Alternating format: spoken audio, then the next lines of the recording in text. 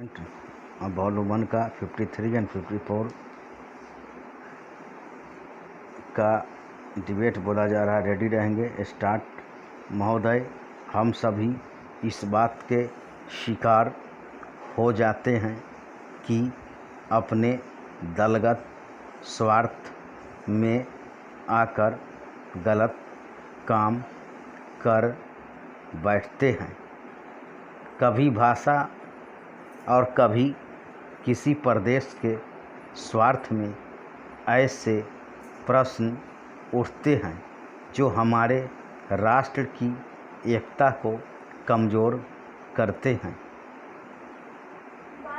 अभी एक माननीय सदस्य ने यह प्रश्न उठाया और आरोप लगाया कि भारत सरकार कुछ प्रदेशों के साथ इंसाफ नहीं करती।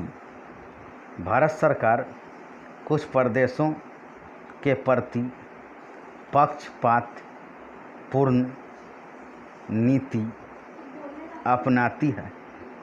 यही मनोवृत्ति है जिसमें एक प्रदेश को दूसरे प्रदेश के विरुद्ध भड़काया जाता है, एक जाति को दूसरी जाति के विरुद्ध खड़ा किया जाता है, एक धर्म को दूसरे धर्म के विरुद्ध खड़ा किया जाता है और एक भाषा और दूसरी भाषा वालों के बीच में भड़काव पैदा करके लड़ाई पैदा की जाती है।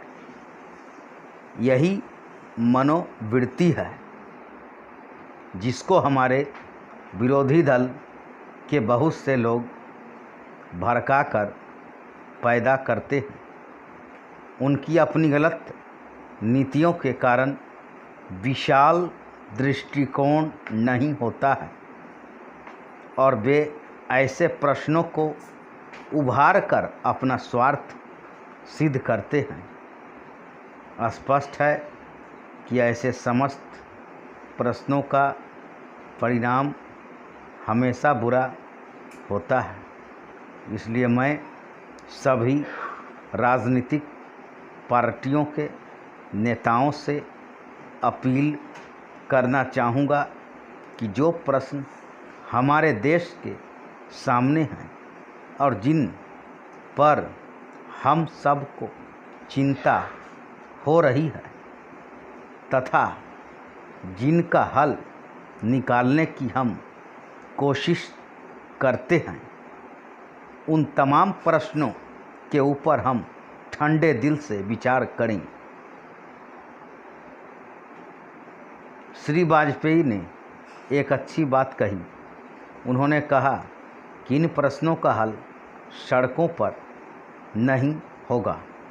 मैं भी उनसे इस बात में सहमत हूँ कि इन प्रश्नों का हल प्रजातांत्रिक ढंग से ढूंढने का प्रयत्न करना चाहिए। हमें इनका हल प्रजातांत्रिक व्यवस्था के अंदर करना होगा। सड़कों के ऊपर इन प्रश्नों का हल नहीं हो सकता है।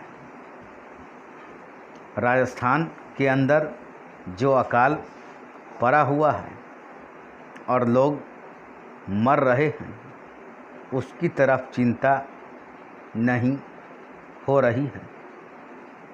और राजस्थान में जो संकट है और इस तरह के जो दूसरे प्रश्न हैं, उन पर हम लोग एक साथ बैठकर गंभीरता से विचार करें और उनका हल तलाश करें। खाली इस तरह से आरोप लगाने से और उपदेश देने से काम नहीं चलेगा। इस देश के अंदर बंगाल में बाढ़ से जनता पीड़ित हो रही थी और उसको अनाज, कपड़ा और जीवन की रोज़मर्रा की आवश्यक सामग्री भेजने की कोशिश हो रही थी। महोदय, उस जमाने में रेलवे कर्मचारियों को भड़काकर के हड़ताल करना और फलस्वरूप एक ऐसी व्यवस्था पैदा करना जिसके कारण बंगाल के पीड़ित लोगों की सहायता न की जा सकी, उचित कार्य था। लेकिन यह कार्य मेरे घर के भाइयों ने किया था। मेरा कहना है कि केवल उपदेश से काम नहीं चलता है। जब ऐसे प्रश्न आएं तो उपदेशात्मक भाषाओं में ही फंसकर न रहा जाए, बल्कि आवश्यकता है कि ऐसे प्रश्नों पर सारे राजनीतिक दल देश हित को ध्यान में रखते हुए संजीदगी से विचार करें और उन सब का हल तलाश करें। आज श्री वाजपेयी ने प्रधानमंत्री पर कुछ आक्षेप किए। वे बड़े गुस्से में थे और इतने क्रोध में थे कि उन्होंने अपने मस्तिष्क का संतुलन खो दिया था। उन्होंने आरोप लगाया कि सरकारी कर्मचारियों के प्रयास से बड़ी बड़ी सभाएं की गईं। मैं वाजपेयी जी का गुस्सा और उनका असंतुलित होना समझ सकता हूं।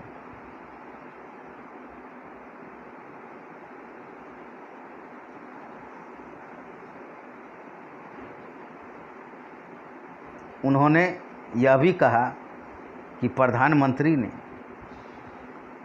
इन चुनावों के बीच अपने भाषणों में जनमानस को ऊपर उठाने की बात कही।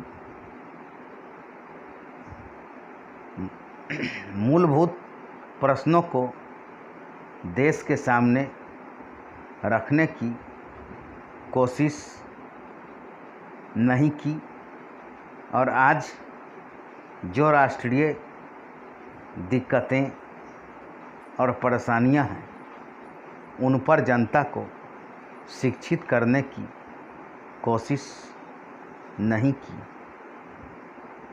प्रधानमंत्री ने अपने चुनाव भाषणों में देश के अंदर जो शक्तियां राष्ट्रीय एकता को भंग कर रही हैं, धर्म के नाम पर, जाति के नाम पर, भाषा के नाम पर या क्षेत्रीयता के नाम पर संकीर्णता की भावना पैदा कर रही है।